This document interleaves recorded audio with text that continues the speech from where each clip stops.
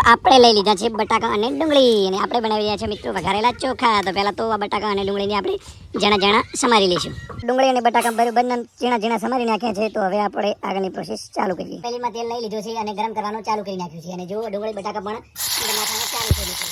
ડુંગળી બટાકા બરાબર અંદર નાખી બરાબર છડવા દેવાનું મિત્રો, બરાબર પાકવા દેવાનું મિત્રો. બટાકા અને ડુંગળીને તેલમાં તળવાનું છે, બરાબર આપવા મૂકવાનું છે અને ઉપર ઢાંકણું ઢાંકી દેવાનું છે જેથી કરીને બરોબરનું પાકે. અને જીરું મિત્રો બરોબરનું ખાંડેલું ધાણા અને જીરું છે. અને અંદર આપણે 1 ચમચી ભરાત હળદર એડ કરીશું. જે ડુંગળી અને બટાકા જળેલા છે તેમાં હળદર એડ કરીશું મિત્રો. મસાલો નાખીશું અને ત્યારબાદ આપણે મિત્રો મરચાં નાખીશું. 1 ચમચ મરચાં નાખીશું. ટેસ્ટ પ્રમાણે મીઠું નમક નાખીશું અંદર મિત્રો, નમક નાખવાનું છે. અને બધું એડ થઈ ગયા બાદ મિત્રો અંદર થોડું હલાવી નાખવાનું મિત્રો અને બરોબર ગેસ ઉપર ચડવા દેવાનું મિત્રો. થોડું પાણી એડ કરવાનું. પાણી એડ કરીને બરોબર મિત્રો એમને હલાવી નાખવાનું મિત્રો અને થોડું ચડવા દેવાનું. બાદ મિત્રો આપણે વાટકામાં આટલા ચોખા લઈશું અને ચોખાને પાણીથી ધોઈ નાખીશું. આપણો વઘાર થઈ ગયો છે રેડી. અને ત્યારે ધીરે ધીરે આપણે અંદર ચોખા એડ કરીશું, એટલે કે ચાવલ એડ કરીશું મિત્રો. થોડા મિત્રો હાથે કરીને ચોખા નાખવાના અંદર.